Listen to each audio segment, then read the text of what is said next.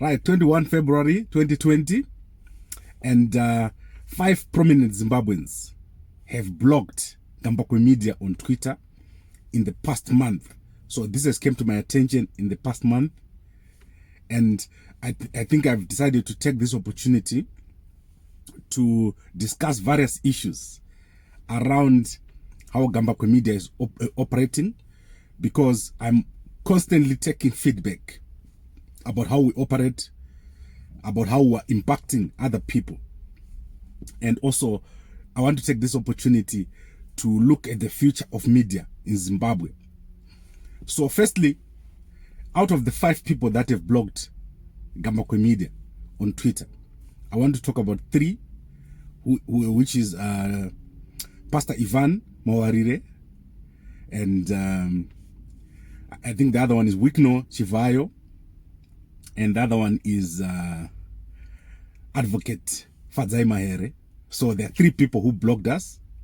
I get a lot of calls from government, from opposition, and it's clear to me that Gambakwe Media is not the favorite for many people who are subject of our posts, of our guests, of our articles.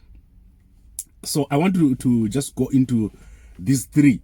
The other 2 that I have not mentioned, they are not very prominent, but they are very close people to me. They are in the journalism fraternity. They blocked Gambakwe Media, and well, I could easily have asked them why they did it, but I don't want to do it now. You also know that our YouTube channel was attacked and brought down. Our websites were hacked 4 times in the past month. But I take this as something that comes with the territory. But obviously there are certain things that I need to explain, certain mistakes that we have made on our side. And I want to go into that. I've made some very serious mistakes. And some of them I'll show you, especially with Advocate Mahere. I'll show you what happened for us to make a mistake that up to now I think I will need to still apologize for. So Gambakwe Media talks about the future. We talk about things that have not happened, things that are not in the public domain. So when you see me, I've received information from a source, or we've analyzed something and we see where it's going. And sometimes we get information that is not correct. Deliberately, people send us the wrong information. So, you know, for over the past few months, we had a story on Advocate Mahere where we said someone had told us she was pregnant. And I don't want to repeat more of that. So what happened is someone who is a well-known MDC member in the UK, they sent us the story. They stood by the story and said, this is it. This is what is happening. And they even gave us more description of where it happened and how it happened. And then this thing turned out, well, I think it turned out to be false. I don't know what is happening there, but I know that this story was not correct. But we went with it. I personally made a video on that story, and I might not have explained myself as clearly as I should have. So many people got the impression that Advocate Mahere had been, or is pregnant, which was totally wrong of me. I should have just ignored that story. But we went with that story. So is she justified to block us? Of course she's justified to block us. And did I learn a lot of lessons from that? Lots of lessons. I think twice or thrice. Right now I've got a bunch of stories in my inbox that I'm checking and cross-checking before I publish, before I talk about them here, because of the mistakes that we made. From that particular incident, it left a sour taste in my mouth. How could someone do that when there is someone that I could tell you the name right now, and they're in the MDC? They call themselves someone that wants the MDC to progress, but they gave us that false story, and I know they gave us that story to mislead us. But I will not expose them. I will not mention their name, but they know themselves. Right, so that is Advocate Mahere, so I totally understand why she blocked us. We also get blocked by other people that I don't even know why they block us. And you might want to know how I know that we get blocked. So at Gambakwe Media, we have 4 websites. And we've got a number of YouTube channels. We also have our Facebook page. We have people who follow stories on Twitter. So before they publish, they send me and say, we have this story about this person. And then they send me a link. When I try to click that link, I realize that I've been blocked. I can't see that person's tweet. So I'll just show you here on the left. So take, for example, Pastor Ivan. Why would Pastor Ivan block Gambakwe Media? I do not know, because we've never done anything or written anything about him that is not positive. In fact, I spent more than 6 months covering Pastor Ivan. I was the only person at Wits who published the whole presentation by Pastor Ivan when he came down here. That was his first presentation. I followed these guys, and I know I had a brush here and there with Kudamsa Siwa, but that was me and Kuda. We've got our own way of dealing with issues, and I know that is not it. So sometimes I get surprised when we get blocked. What have I done this time which got us blocked?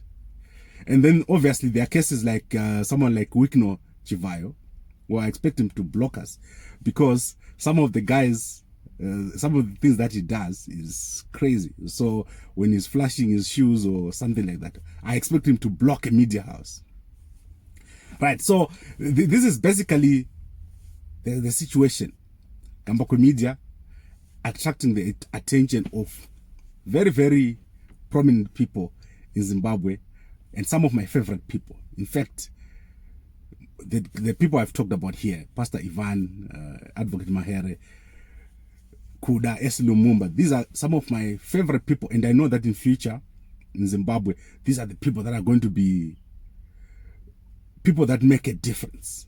Chamisa, you know, I talk about Chamisa all the time, and I criticize him on a daily basis, and Chamisa has never blocked me or anything. In fact, he sent me a friend request for the first time a few weeks back on Facebook. I was not in any way connected to him on Facebook, but Twitter is a very important source of news for us. We follow almost everybody in Zimbabwe and try to see what they do, and most people try to understand. So in terms of how Gambakwe Media has evolved, we have become bigger, we have become influential. If we say something, it is going to get to an office of somebody that you do not expect. And some of the calls I get, they come from very different and diverse offices. Now, the question is, what is the future of media in Zimbabwe? How is media going to be shaped? Is it going to be on TV? Is it going to be on radio? Is it going to be on social media? And my view is that social media is going to drive media in Zimbabwe, although there's a problem at the moment with access. So our traffic from Zimbabwe is 50% normally, or somewhere there.